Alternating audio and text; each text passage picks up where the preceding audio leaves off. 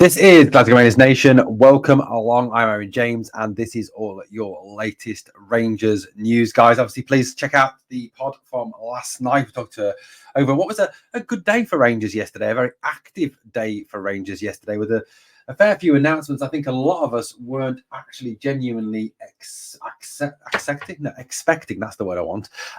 Because, let's face it, Yanis Hadji reintroduced to the first team. I don't think anyone was expecting that. And I'm not going to talk about that now. We did talk about that on the pod last night. Dujon Sterling signing a new deal again. We talked about that last night. Also ran a poll as well, who should play right back for Rangers, which was won by Sterling, with Cass second and Tav a distant third. We're going to talk, to start off with, about a young player, Robbie Fraser. And I want to talk generally about the young players at Rangers and where we're up to with those young players. And, in what is going to be a very, very funny, a very full week. I said funny, but it is a funny day today because, let's face it. After you've been told that, that Celtic are going to win the Champions League and they're going to, go to the semi-finals at least, and they're going to, after they smashed the might of Slovan Bratislava, and then to see them lose 7-1 last night was exceptionally funny. I think they might be a little bit quiet for a bit now, shall we? Well, we can only hope, especially if we can get a positive result Thursday night against Lyon. Well, it's a busy week for Rangers, isn't it? It's a busy week this week. We've got Lyon Thursday night, and then we've got that really weird kickoff time on Sunday against St Johnstone. So look, there's an awful lot coming up for the club. There's an awful lot of consideration, an awful lot of things happening for Rangers over this week. So we were obviously all over that. We're going to do a preview pod of the Lyon game. I won't unfortunately be able to live stream the Lyon game because of the fact that I'm at work, but I will be live streaming the St Johnstone game. So please obviously come and join in with that.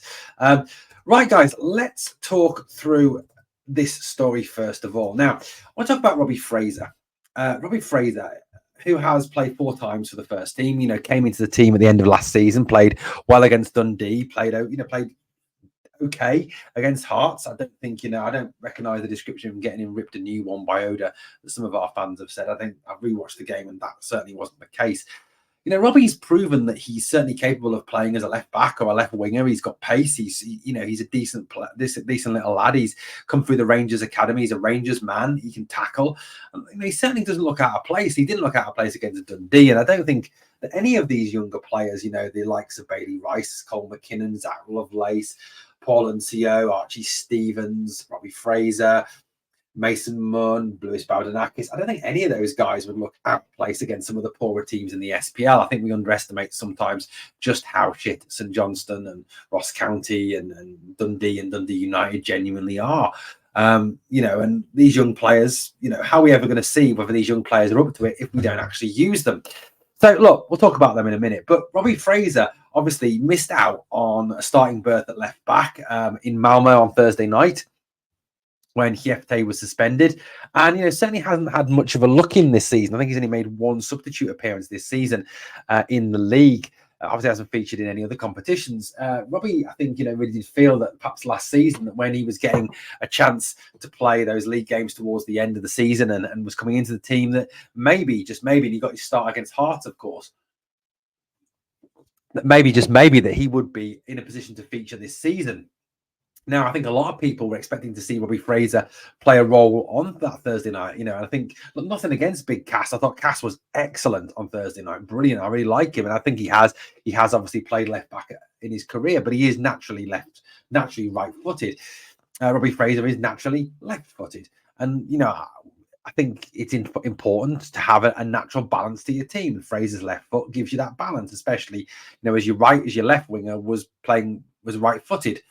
With McCausland starting there, then obviously Bayrami coming on later on. So, Fraser has obviously got that natural left foot. Now, according to reports that I'm reading, that Robbie Fraser will speak to Philippe Clement and ask for assurances about his chances of getting first-team football. If he doesn't get the assurances that he wants, apparently he will demand to go out on loan in January initially to get some first-team football experience. Now, this is a bold move from young Robbie, I think, and rightly so. I did think at the time, when I looked at the team selection that Thursday night and I looked at the team, I did kind of think, if I was Robbie Fraser, And I was sitting there, and I'm a left back, I'm a left-footed, and the left back is naturally out, and Ridvan Yilmaz is naturally injured. And I look at, how the team is kind of laid up in terms of, the right back slot is Tav Sterling Lacasse, and your left back slot, realistically, you're looking at it is Ridvan Hjefte and Fraser. And you'd expect, wouldn't you, to get a chance, to get an opportunity against, Malmo are not a great team. They're not a fantastic team. Fine if we were playing Manchester United or Tottenham, or we were playing, I don't know, Nice, or we were playing Borussia Dortmund or someone like that. Yes, you might not expect to get a game or get a part in the game or get any sort of minutes at all. But for Robbie to get no minutes at all, and not even, obviously not get the start, but then not even get any substitute minutes, I think, sends a little bit of a message. And I would sit there and think, well, does the manager trust me? Does the manager think that I'm up to the job? Does the manager think that I can actually play in this team? And, I've been having doubts right about now, because of the fact that I wasn't picked, wasn't selected. So I think Robbie's quite within his rights to go to the manager and say, look, do I have a future at this club? Do I have, the opportunity to play? You've shown me last season that you wanted me to play. You've given me a chance to play, and you've given me a taste of the action. I want more of it. And there's nothing wrong with a player having a hunger to play, wanting to play for the team. And that's actually quite refreshing. But, if it is that Robbie is, not trusted or not part of the manager's plans for that, then yes, I think we do need to send him out on loan. And I think that could be the answer for a number of players, that, if these players are not going to get a chance to play, then we need to start sending them on loan. But I don't think sending them on loan within Scotland, that is a really bad move, in my opinion. I think the best move would be to send Robbie Fraser down south to League One or the Championship to get minutes. The same with a number of our players. But, there's a number of our players that really do need to start asking the question for me, do I have a future? Do I have a part to play? What is my role in this team? Do I have a role? And I think there's wider concerns, which I'll speak about in a minute. But, Bailey Rice, one of my pet topics, why is he not getting a look in? As I mentioned on a video the other day, when you're 4-0 up against Ross County, why are you bringing Kieran Dowell on and not Bailey Rice? It makes no sense, especially as, fans say, well, the reason we don't play these young players is we never get far enough ahead. Well, there we go. We just got far enough ahead and we didn't actually use him. Cole McKinnon, at the end of last season was getting a look in. Now, I know part of that was down to the injury problems of the club, but why is Cole McKinnon not featuring this season? Why is he not getting on? Does the manager not like him? Does he not trust him? Does he not think he's up to the task? What is it with Cole McKinnon that's holding him back? Zach Lovelace was on the bench the other day, now not even getting a look in. Again, what is Zach doing wrong? Leon King, again. Adam Devine, another one. Adam Lowry, another one. There's a number of players at this club that really do need to start to take their futures more seriously. Now, Rangers need to look at it like this. I believe that if these players, here, and obviously Robbie Fraser as well, are not going to get first team minutes and are not going to get a chance to play, even from the bench, 20 minutes here, 15 minutes there, a half an hour here, then, and they're not going to be rotated in the cup competitions, then I think realistically, come January, we need to be looking at, can we send these guys out on loan? Now, for me, that loan shouldn't be within Scotland. I don't think that would actually raise their level or raise their ability, or we actually see anything that, in terms of, are they good enough to play for Rangers? Because, you look around the country and you look at the teams around the country, with the exception of Celtic and maybe Aberdeen to some extent as well, there is a lot of very poor teams in this country. So for me, I'd be saying, look, Bailey Rice, Cole McKinnon, Zach Lovelace, Robbie Fraser, yes, you aren't going to get a lot of minutes here, so I'm going to send you on loan down south to a League One club or to a Championship club to get some minutes, to get some experience, to to mature them, to broaden them, and then bring them back, hopefully, a better player. So, that's what I'd be looking at doing. I mean, obviously, John Lee Yefeko's gone down to Exeter, which, is obviously, I think that's League Two, but I think he's unlikely to come back. But, certainly with these players, we need to start looking at, are they going to come through? Are they going to have a role to play? And, Philippe Clement has made a big thing, hasn't it, of this whole, I give youth a chance. I want youth to develop here. I'm a manager who introduces youth. Well, you quite clearly don't, Philippe, because you're not giving any of these guys a fair crack at the whip. Even when you're naming them on the bench, you're not bringing them on for any minutes. Yes, Ross McCausland is getting a look in, and Ross is doing well. Don't get me wrong. I'm a big fan of Ross. But why is Bailey Rice, Cole McKinnon, Zach Lovelace, Leon King, Adam Devine not getting looks in here? I mean, I can understand King and Devine to a greater extent, but McKinnon, Lovelace, and Rice, I can't. Rice in particular, he's a top player. He's a number 6. We need a 6. Why are we not trying him? And when he played last under Beale in that season, I think he played at Livy and he came on in a couple of games as well. He actually looked really good, and he was a player that when he was at Motherwell was actually rated higher than Lennon Miller. So why is Bailey not getting a look in? And like I said, you've got to kind of look at it in terms of, for me, if you're not going to use them, then in January you need to look to loan them out, and I would send them south of the border or abroad or somewhere to mature them, to develop them, to make them better players. That for me is the answer. I mean, the other issue, of course, you've got to kind of look at, I think, with Robbie and with a number of these young players is this.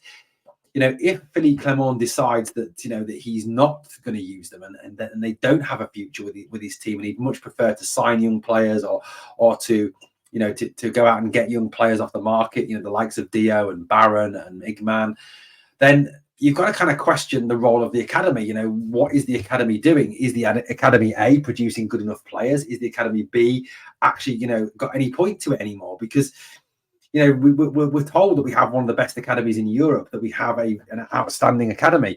But, why are these players not getting an opportunity to play? Is it because they're not good enough? Or is it because, Philippe Clement is not willing to take that risk? He's not willing to give them a game. And, as a player as well, as a young player as well, you're going to start losing out on players, because I think when young players look at clubs and they see, right, I go to the academy of this club, there is a pathway here from the academy to the B team into the first team. And there's a clear defined pathway that others have taken. And there's a clear pathway there of development for me. As a young player, you go, yeah, that's where I want to be. That's where I want to stay. That's where I want to get, to start my career off. But as a young player, if you look at it and you say, well, the manager would rather sign young players from abroad, he doesn't use the young players from the academy. He talks about using them but never uses them. Then as a young player, you're going to sit there and you're going to go, well, I don't want to go there because I'm not going to get a fair crack of the whip. I'm not going to get a chance. And, we could end up losing some of these very talented young players to academies down south, to, these clubs that are always willing to come and steal. I mean, we've heard already that, the likes of Arsenal, Manchester United, Liverpool, Manchester City have looked at the likes, obviously, of Mason Munn and Archie Stevens, for example. Paul Uncio, I know, has been looked at as well by a few academies down south. So these are players we could end up losing. And realistically, you need to show that there is a pathway there from first team to second from the academy to the Bs to the first team. And I think Robbie Fraser's right, I think, to go and talk to the manager and say, look, if I'm not part of your plans, give me a transfer, give me a loan somewhere. Let me go and show what I can do. That is something we do need to look at as a club, and it very much falls on Niels Koppen and on Philippe Clement to show that these young players have a future, and there is a point of having an academy producing players. I mean, look, we've never been particularly great, have we, at bringing academy players through and actually, doing and giving them a chance. Nathan Patterson, Billy Gilmore being the exceptions, but we do need to start doing that, fostering that, and that is all part of the transfer model as well, bringing your own players through. And this is a great way, with the fact that Scottish football doesn't have a great deal of money, bringing through homegrown talent, I think, is another great way of actually getting good players into the team. And look, Scotland is a passionate football country. It loves its football. The kids love the football, and if we can find these kids, bring these kids through, then it's going to help the club long term. But we do need to show there is a pathway. Guys, let me know what you think of what we covered this morning. Thank you for watching Glasgow Rangers Nation, guys. As always, please drop a comment on the video, drop a like on the video, smash the sub, and come and join the channel. Thanks for watching. We'll be back soon to speak to you. And remember always, we are the people.